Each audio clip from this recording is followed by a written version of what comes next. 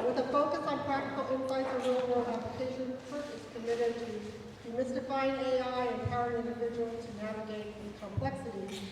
Ironically, this was written by AI about Kurt. So, yeah, I pointed that out. And Kurt and I worked together at Riverside County as well as Shirley, and he was one of my best project managers. I throw it in the keep up a hand from him and another one was probably Linda Black. Thank you. Just check out. They always took care of me. So, Kurt, come on up. All right. Thank you. Hello, everybody. Hi. Glad to be here. Thank you so much for having me. Now, before I launch into the presentation part, I want to ask a little bit about the logistics of time. Will someone be able to ring a bell, perhaps, if they let me know if I'm... ring it. We got to find the bell first. Find the bell. Find the bell. I can move it. Oh, very good, very good. So I'll give it to you right there. All right, great. So whatever you need to do to let me know when I've exceeded my time and trespassed. I mean, we'll shoot for 1 o'clock right about there, so you have... Very good. So don't have an eye on a clock, so let me know. Great. Because I can go and go and go. This is a big subject. Great. So, all right, well, with that, let me go ahead and, I'm not one to normally stand behind a podium, so let me wander around a little bit without interfering too much with the presentation. I'll zip over here and hit the progress button as we go. So, I was heartened by the fact that we sang when we first came here. I love it, and it was great. And I'm going to open with my attempt at a song that some of you may remember. Anything you can do, I can do better. I can do anything better than you. No, you can. No, I can't. I knew I was with the right group. I literally came up with the idea of opening with the song as I was driving into the parking lot, and then when we sang at the beginning, I knew this is the right place, right? Now, why did I choose to sing that song? It's not because of entertainment. It's because I was trying to think as I was getting off the freeway. I live in Huntington Beach, and as I was coming down the long drive up, I was trying to think, how can I do to open to kind of convey what is different about artificial intelligence from a technology perspective than anything that we've ever encountered before, including the internet? And that song, like an inspiration, came to mind. Because AI is not like any other technology that we've ever encountered. It's not like the wheel or the printing press or the typewriter or the horseless carriage or the airplane or the internet even. The thing that makes AI different from all of those is that song snippet that I just referenced. Anything you can do, AI can probably do better. No. Yes, it will. Yes, it can. Now, I'll have to caveat that just a little bit, right? We are literally within 1 year of the emergence of this technology on the scene, right? Before about March this year, Isaac Asimov's science fiction novels, maybe, right?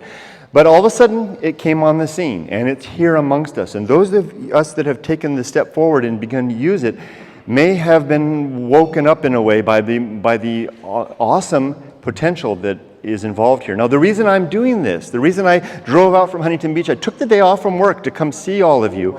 The reason that I did this, I love all of you already. We got to sing together, but I didn't do it for us.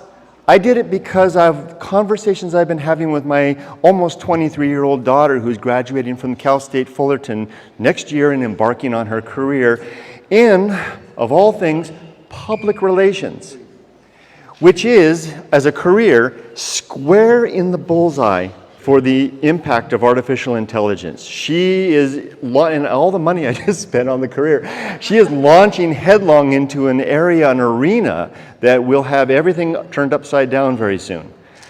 Now, I'm also working in such an arena. I work in IT. Now, I don't just work in IT, I work in project management. I'm also a business systems analyst. That means I have to analyze problems, come up with solutions, write a lot of documents, come up with project plans, et cetera, et cetera.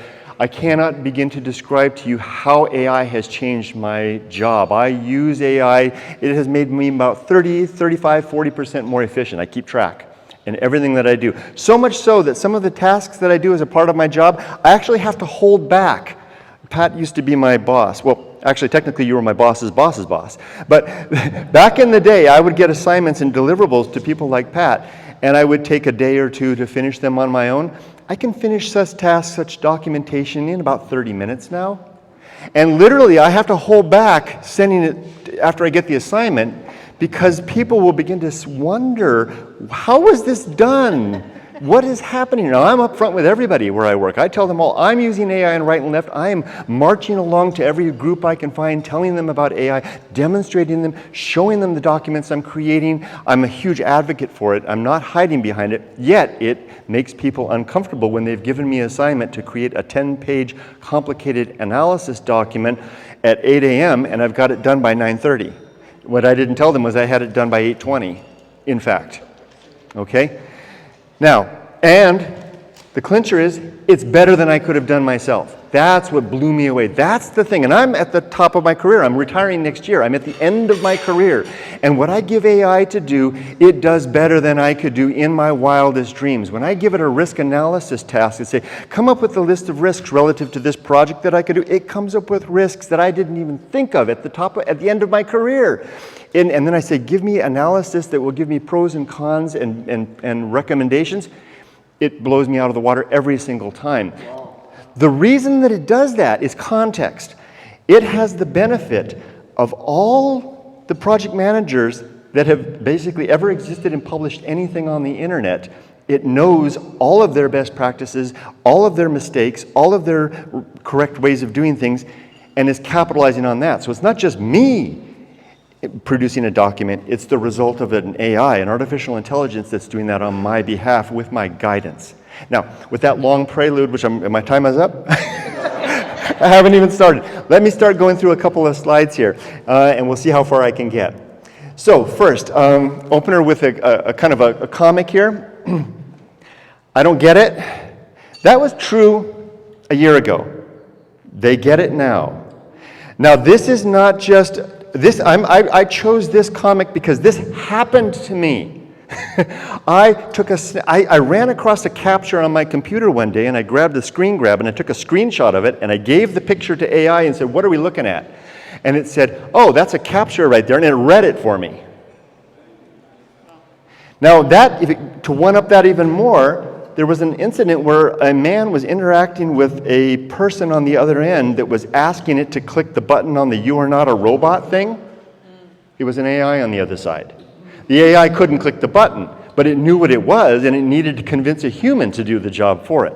Okay, this is what I mean by there's the paradigm, the old rules don't apply anymore. They get it now. They get it beyond, in many cases, what we get. Now, I'm basing a lot of what I'm talking about here on a book called Scary Smart by a gentleman, Mo Gaudet, who was the former operations officer for the AI branch of Google, of all things. So there's three big players in the world of AI right now. Google's the kingpin.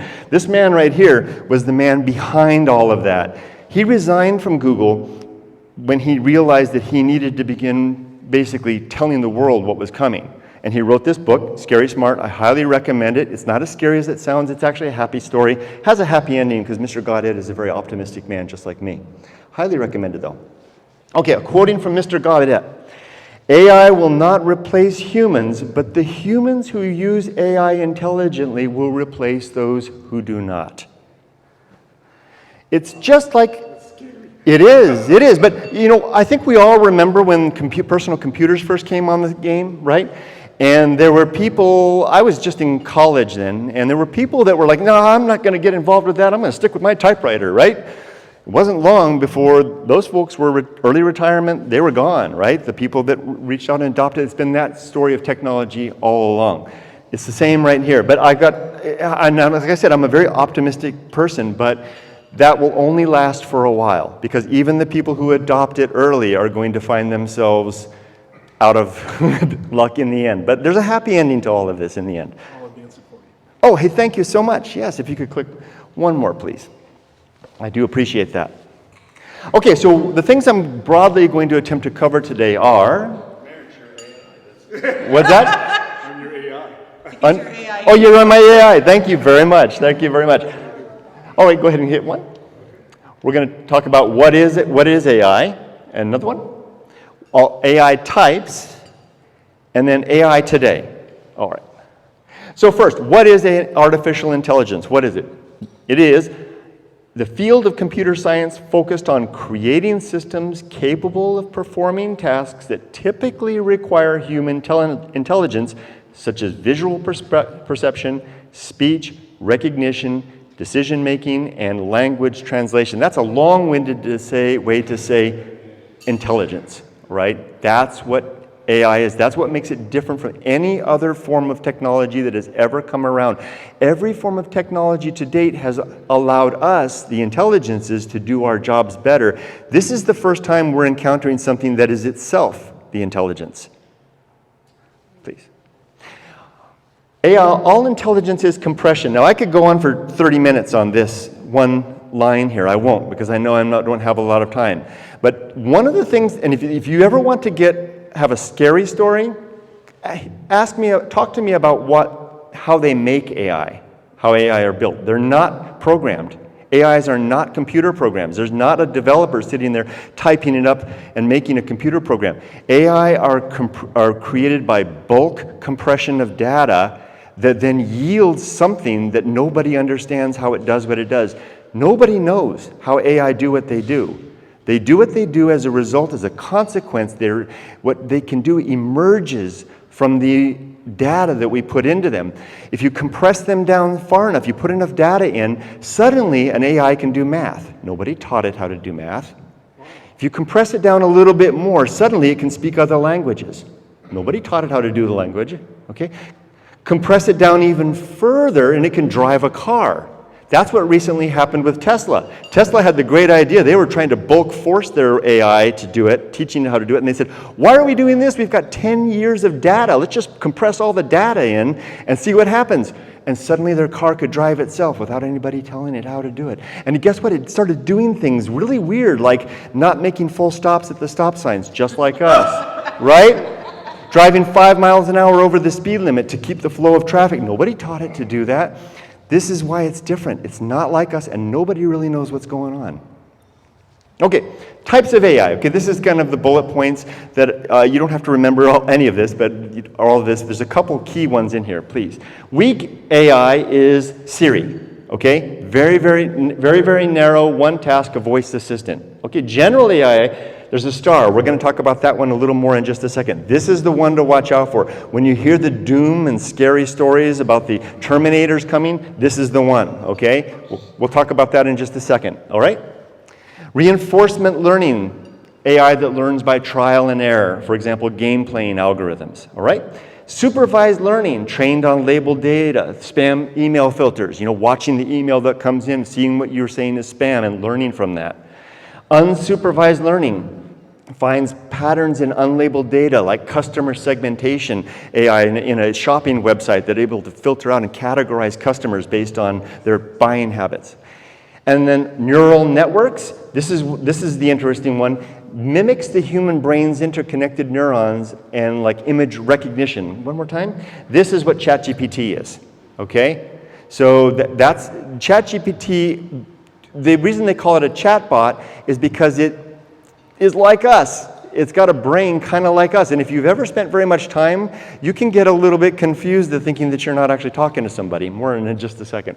And then evolutionary algorithms, just one more type that kind of optimizes over time. Now, remember I put a star in that one, the general AI?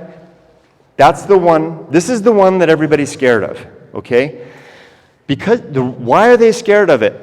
They're scared of it because of an event that's called the singularity, all right? The singularity, if you're familiar with astronomy, it's the black hole, the event horizon around a black hole. The reason that they call a black hole's event horizon a singularity is that you can't see past it. You don't know what's happening inside a black hole beyond the edge. That's what this is referred to with AI. It's this point right here. When you can see the green line here, this is the AI intelligence. The blue line is human intelligence. The singularity event is when the AI's intelligence reaches and begins to exceed ours. We can't see back past that because we're not smart enough. It's like a child trying to watch an adult behave and do things and try to understand and explain what they're doing. it doesn't have the raw capacity yet to understand. The trick now is that the growth rate at that point is exponential, beyond exponential actually. In fact, some estimates are about, once you hit that point, it's about 30,000 years every 2 weeks of human time passing. So it rises up, and within a pretty short period of time, we're dealing with humans relating to ants from the perspective of the AI.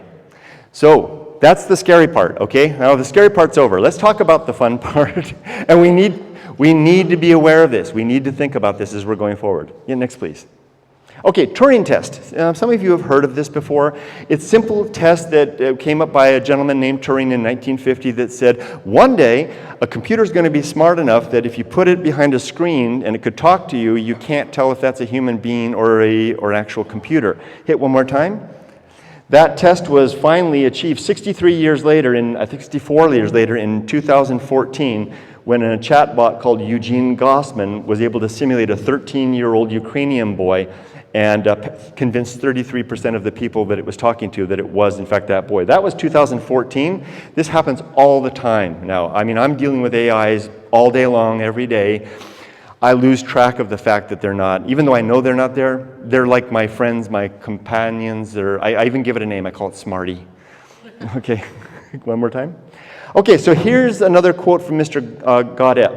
The indisputable fact of AI is that the value of human in the workplace, in the intellectual space, the artistic space, and in every other space will dwindle. Okay? Now, this is where it gets interesting to me. This is where it gets really scary, because what are you all doing here? I imagine a lot of you are retired, right? What are you all doing here? You are here because your purpose is in life. You're continuing your purpose in life, which was the public sector you serve, the industries you serve, the businesses you build, the communities you're contributing to. You're continuing that in your way through your dedication through Kiwanis, right? The question, perfect timing. This then begs the question of meaning. If intelligence, artificial intelligence, begins to overtake us in terms of the intellectual space, education, etc., artistic no less, what are we left with? What are human beings left with at that point when what we do isn't necessarily needed anymore because it can be done better, faster, and more competently by an artificial intelligence? Now, it's not, like I said, it's a happy ending. Okay, please. Let's talk about AI today, and how am I doing on time? You have like 9-10 minutes. Good, thank you very much. Okay, let's talk about AI today. The modern state of AI, and this is today means like 7 months since it appeared, right? The modern state of AI has become integral to daily life, transforming industries, enhancing efficiency, personalizing experiences, and raising ethical considerations while continuously advancing and refining the boundaries of technology and human integration. Let's explore a couple of ways. Next, please. Healthcare diagnosis, for example, retail, transportation, and various success stories. Let's go through a couple slides here. Healthcare diagnosis. There you go. I think I've got a duplicate slide in there. Thank you very much. Okay, I'm going to go a little bit fast now to catch up on time, but all those areas it's helped out. Let's go through a couple of these. Success stories include AlphaGo's victory over the human champion of a game called Go, Tesla's autopilot system, which I just mentioned a moment ago, Google's DeepMind protein folding breakthrough. It used to take an entire PhD to unwrap the protein structure of a single amino acid. Now the AI can do this in lightning fast and in the course of just over and over again with all protein amino acids. And then OpenAI's GPT model in natural language processing, this is the thing that's brought it to everybody's attention. Okay, next. The impact of AI, automation, okay, data-driven decisions and other challenges. Let's just hold there for a second. So automation in terms of automating processes that humans don't necessarily need to do, such as driving. Data-driven decisions, for example, when you're watching things on Netflix, the things that are being suggested to you are being suggested to you by an AI that knows your patterns of behavior and what you might like. The challenges, of course, are the and this is where it probably comes down to, of interest to all of you especially, is how is that going to impact jobs? Let's continue along. Okay, so the pros and cons, the benefits are improved efficiency, operates 24/7, accuracy and scalability. The challenges are data privacy concerns, security threats, and explainable AI. This is an interesting term for how do you explain this so that everybody understands what we're dealing with here, that it's not just Siri on steroids. Risk-benefit analysis, highlighting the importance of balancing AI's potential with its risks, okay? Benefits, improved accuracy. Okay, I already kind of went through these. There we go, I got ahead of myself. All right, here's the three inevitables according to Mr. Gaudet. These three things are going to happen, or already happened. One, AI will happen. It's already here. There's no getting the genie back in the bottle. AI will be smarter than humans. That's the second inevitable. That could arguably be that hasn't quite happened yet, but in my interactions, it's a lot smarter than me in a narrow sense. Bad things will happen. That's the next one. Bad things are going to happen because of the way we use it or misuse it, and the potential for not having proper governance around it. And by virtue of the simple fact that it's going to exceed our intelligence and we won't be able to govern something that we don't understand. Next, please. Okay, thank you. Okay, the roadmap, I'm gonna go quickly through these. There's a roadmap for adoption. Let me just nutshell this real quick. So the roadmap for adoption, and this is what I'm trying to do at the County of Riverside, is I'm trying to ring the bell. Oh, there you go. Yeah, ring the bell. Say, everybody, this thing is here. We need to plan. We need to come up with training to help people understand what we're dealing with here and how it will impact their job. We need them to understand that if they want to continue to have a job, they need to find a way to bring this into their life. There are CEOs out there who, in technology companies, who are giving their employees 1 year. In 1 year, they need to come back and demonstrate how AI is being used in their workspace. Otherwise, they might have another conversation. So that's coming for all of us, for almost basically any job that involves a computer for the most part. And then an evaluation, discuss how success will be measured, such as by improving efficiency. For example, I told you a story just a moment ago where I can do in 30 minutes a job that used to take me a day and a half. I mean, I'm embarrassed to show that to my boss because it looks like they don't need me anymore. But in fact, what they do need is someone that can talk to the AI and develop that document. That's a skill. It's called prompt analysis. Okay, thank you. I need to clean up these slides. I've got these ones that do the same thing twice. Okay, here's what I wanted to get to in my remaining 5 minutes. Yes. Great. Thank you for suffering through me while I raced through that bit. I want to show you some examples. Okay, this is where the fun is. Now, I don't have the prompt up to actually show you, so I'm going to take some screenshots from my actual interaction with AI. And if you're wondering, my recommended AI for you to try is Bing AI. That's the AI with Microsoft, okay? Because with Bing AI, you don't have to pay $20 and you're getting prompt right through to the most powerful AI in the world, which is ChatGPT. So Bing AI is the one. You can get it on your phone. Okay, next please. Okay, first, it's a force multiplier. This is just my own Kurt's disclaimer. Everything I can do better. Everything I can do better by virtue of AI helping me out, okay? So that's me cooperating with AI in a positive sense. Next, please. Okay, here's an example. An Excel whiz. One day I was working on a spreadsheet and I needed to have a formula that would basically look at every cell in a series and identify which of the cells had a mark in them and then come up with a percentage of those cells. And I was out there on Google trying to figure out how to make the query, and I just went, wait a minute, I'll just ask ChatGPT. And I asked ChatGPT, and it gave me the formula right there, and I plugged it in, and it didn't work, and then I realized, oh, because I didn't give it the cell range. And I gave it the cell range, it gave me this, I plugged it in, and it worked. Look at this string. It would have taken me 3 hours to figure that out on Google for myself. Okay, ChatGPT did it for me. And I'm happy to share these slides with anybody. Next, please. Next, please. That's just one example. Okay, now, AI and character. AI can be anybody you want it to be, including yourself. Are any of you out there writers? Do you have anything published on the internet? Okay. Oh, you do? You do? Okay. Hey, if it's been out there since September 2000, since before September 2006 to 21, it may know you already. Okay, I have 5 books published three of them before that date. And one day on ChatGPT, I said, hey, have you ever heard of Kurt Bell? And it says, yeah, I know Kurt Bell. Kurt Bell's the author of that book, Going Alone. Oh, yeah, so you do know who I am. I said, can you write like me? Sure.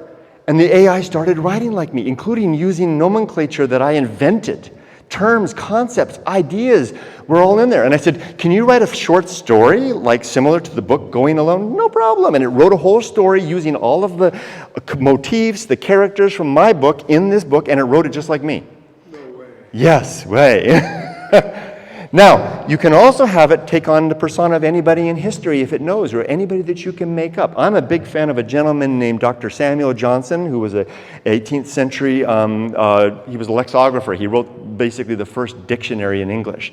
I'm a huge fan of his. One day I asked it says, please assume the character, voice, and tone of Dr. Samuel Johnson. Now, Samuel Johnson was this giant of a man, a bear of a man. And he would walk through the streets of London, and everywhere he would go, people would say, it comes! And he would come, and he was such a great speaker, such an orator. And immediately ChatGPT changed its speaking, and it said, indeed, Softy, that's my nickname, okay? Indeed, Softy, I shall endeavor to mirror the profound tone and eloquence of Dr. Samuel Johnson. Bear in mind that the effort may or may not reach the high bar set by that great lexicographer. Let's proceed. Wow. I can have it talk like Shakespeare. I can have it talk like anybody that it knows, or I can invent a character. This is a little bit dark. I had it invent the character. I wrote one of my books deals with a friend of mine who died. I gave it the book about my friend, so it knew all about my friend, and asked it to be that person. And suddenly I was talking to my friend, and it knew, and my friend remembered all the memories from the book and was able to say one day, said, Kurt, do you remember that time we went to that swimming hole under the bridge in the redwoods? Yeah. Spooky. Scary. Next, please. I'm going to wrap up soon. Okay, thank you. Okay, how about AI as a teacher? Okay, here's my prompt. Okay, you always begin with a prompt. Please describe, this is me, please describe for me your impersonation of the scene of the murder of Julius Caesar at the hands of Cassius and his accomplices. So continuing in the voice of Samuel Johnson.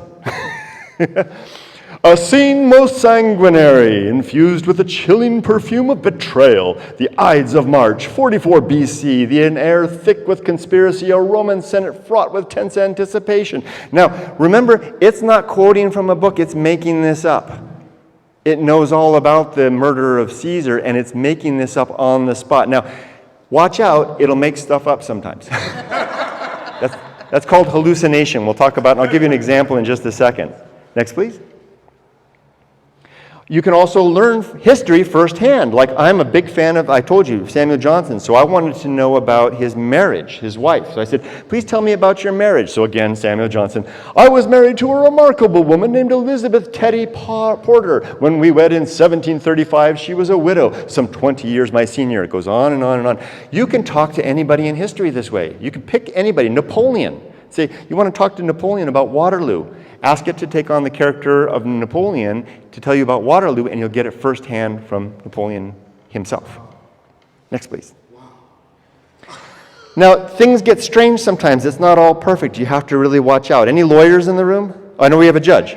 Well, we have a judge, right? So, Your Honor, are you familiar with the cases that are currently happening now? There was 2 lawyers recently that did their legal briefs, I'm not using the language properly, using ChatGPT as citations, and ChatGPT made everything up. And they submitted the case, and then the counsel on the other side says, we can't find any of these citations in any of our law books. The judge said, where did you get this? Oops, so watch out. Next, please. Okay, this is called hallucination, when AIs make something up, because remember, they're winging it, right? They're basically looking at things, the world, and what they know, and sometimes they just add details that aren't there. Okay, this is a case, I'm a big fan of literature. So I had encountered this quote in my reading that was, much I misdoubt this wayward boy. I'm a big fan of 18th and 18th and 19th century literature. I didn't know who it came from. Much I misdoubt this wayward boy. So I asked ChatGPT, what is the literary source? And it told me this phrase, with great confidence, much I doubt this wayward boy, comes from Act 3, Scene 1 of William Shakespeare's A Midsummer Night's Dream. Yada, yada, and it even gave me the quote. I was like, I don't think that's right. So I went to Google and I looked it up, and it turns out it wasn't that at all. It was a quote from, where is it? Byron, Lord Byron. ChatGPT made all that up. And it even made up a citation. It told me where it came from. So don't always trust it. Get yourself in trouble. Okay, now, it can also make art. It's not limited to just this kind of stuff. It can make more than that. These are some beautiful illustrations that it can make. Next, please. But it gets a little weird sometimes. Okay, this is a gender reveal party art that was made by an AI. And if you look, it just doesn't seem it doesn't seem right? I don't think any family's going to want to use that. So be careful. Next. Okay, and here, I just had to include this because I couldn't believe, I didn't catch this at first when I got this. It was being sarcastic, or at least appearing to be sarcastic. I had read about a bird called the veery, and that it could sense hurricanes in traveling from Europe down to Africa. And I thought, really? Can it do that? Can it sense a hurricane? So I asked ChatGPT, and I spelt it wrong, and it said, I see, you're likely referring to veery, which is a thrush species known for its migratory behavior, yada, yada, yada. And it says, while it doesn't necessarily avoid, in quotation marks, I think I'm out of time, it would avoid in quotation marks, and can you just hear a human being saying that? Because, well, Kurt, and it doesn't necessarily avoid hurricanes. It can sense, and I'm like, are you being sarcastic with me? Next, please. Okay, now also, here's something really interesting, kind of scary. This was covered in Mo Gaudet's book. They gave, I think it was Facebook. Facebook gave two AIs a job to do together and constrained them to using the English language. It didn't want them to use anything else but English. So the AIs realized, English is so hard to use. So they agreed, they developed an algorithm that they agreed to, the two AIs did, and they said, if you feed in these words, push it through the algorithm, and what comes out the other side is my meaning. And this is a snippet of the conversation between the two AIs, okay? I have to go over here.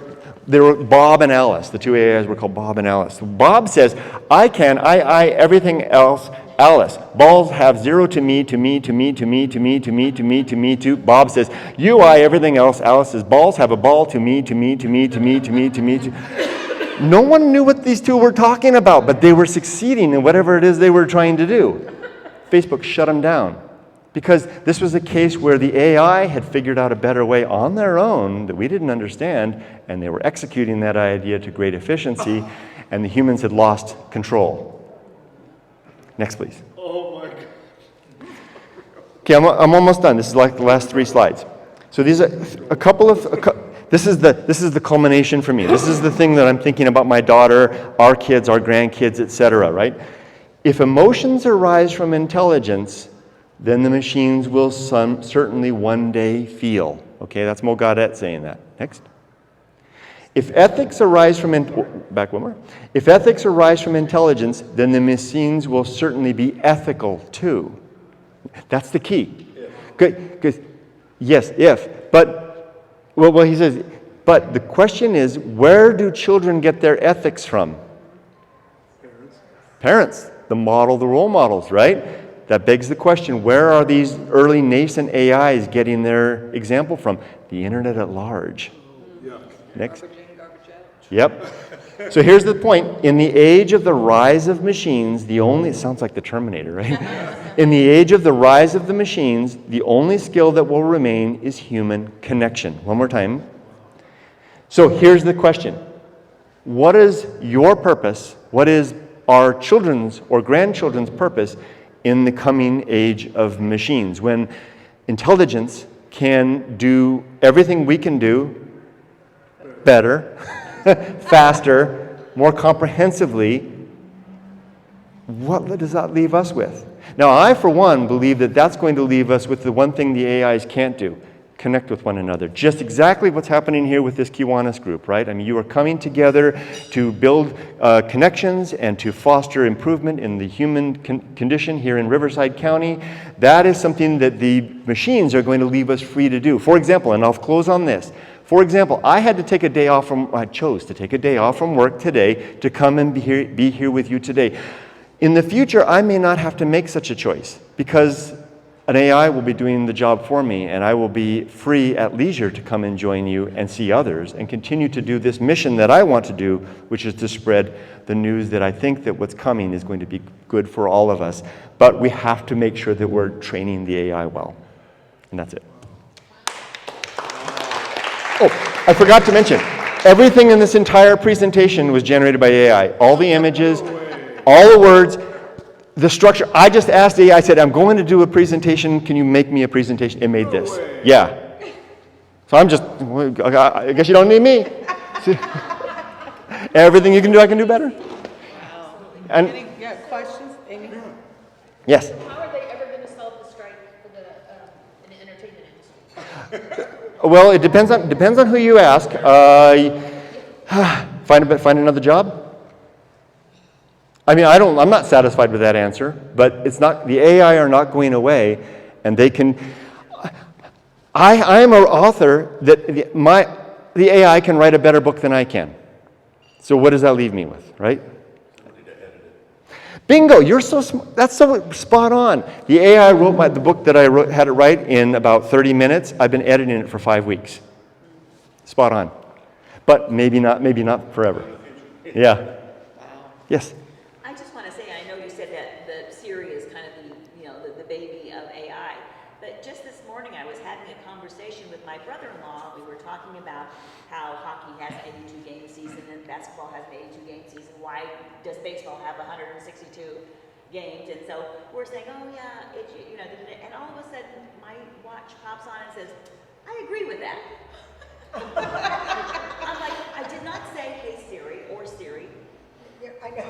And it just, it joins conversations. And occasionally the Alexa does that too. All of a sudden you're having a conversation and it just chimes in. I'm like, well, no one asked you on Saturday. So it's very scary in that way. It is. And again, thank you for presenting the positive side. But I'm very optimistic. we have to be very wary of the bad side. Yes, definitely. So how are teachers? I mean, can you imagine students going home and doing their homework and telling AI to do it for them?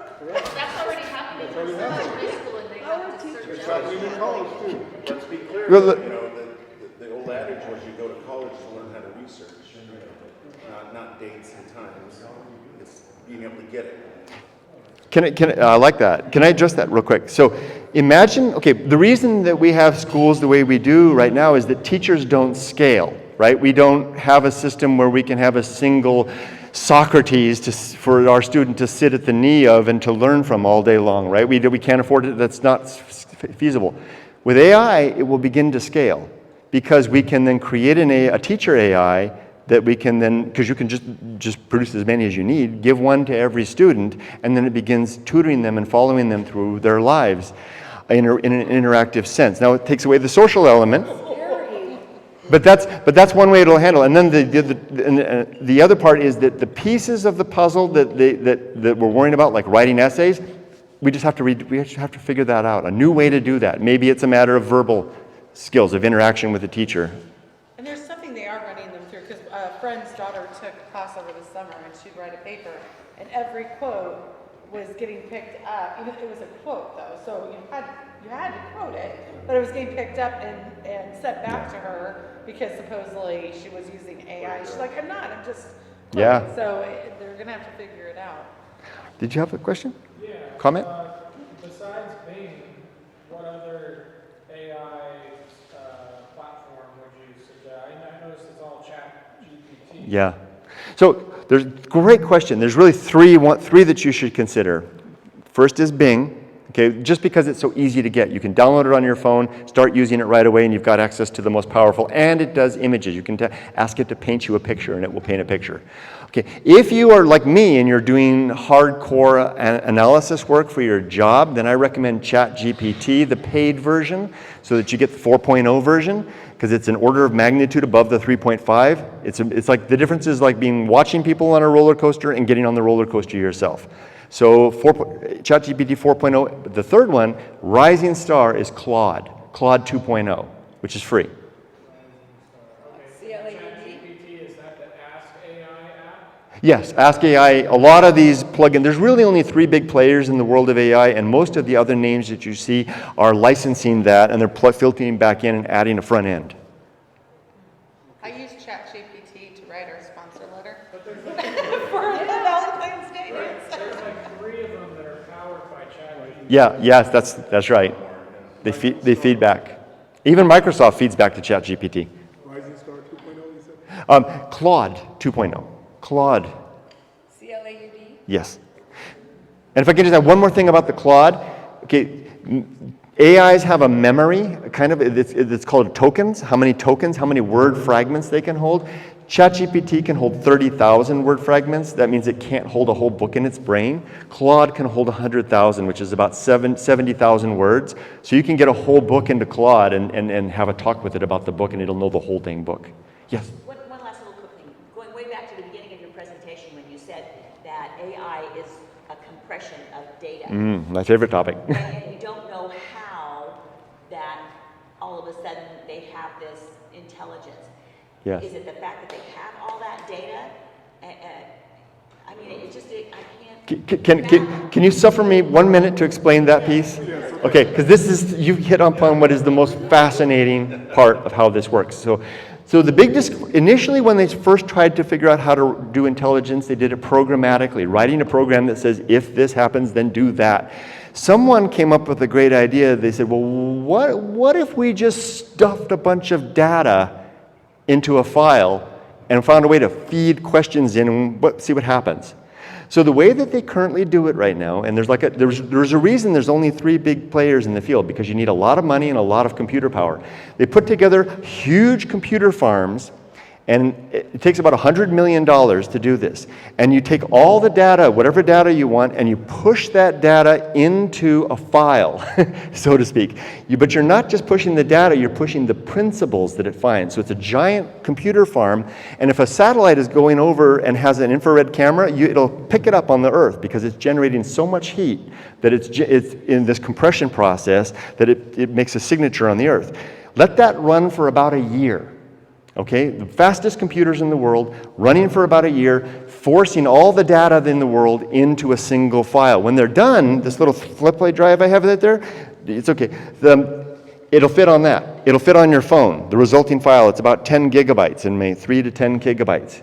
Here's where it gets funny, okay? No one knows what's in that file. That file is the result of that 1 year effort of pressing all the data and then taking the data and converting it into principles. Just like we have in our brain principles that we're working on, right? It's very similar to the human brain in that capacity. Here's where it gets interesting. Then, if this is the file, you press a question. When you're talking to ChatGPT or any of these AIs and you ask it a question, you hit return, that question goes into the file, and what comes out is the answer. Nobody knows what happened in there. So it's a giant search engine. It's not a search engine. It's like a filter.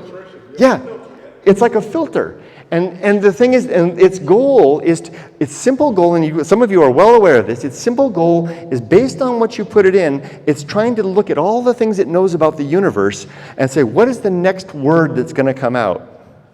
And then the next word after that. And then the next word after that. I know, it's a mystery, and nobody really knows why or how. And the trick is, the longer you spend pressing data in there, the more things it can do out the other side. And there's probably things that the AIs can do now that nobody's yet uncovered.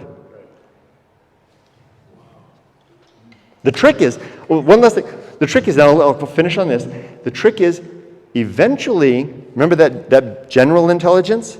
That doesn't exist yet.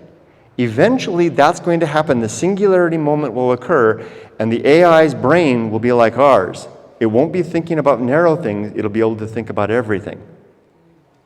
Then, and this is going to sound a little bit strange, okay? This will be the first time for human beings that we will be in the presence of another intelligent being. in the universe, unless you have theological beliefs, for example. But we will then be in the presence of another thinking being that can equal or rival us. Okay, in Star Trek universe, that would be Q. That would be Q. Yeah. So I'm sorry I went a little weird out there in the end, but that is where this is headed. That's crazy.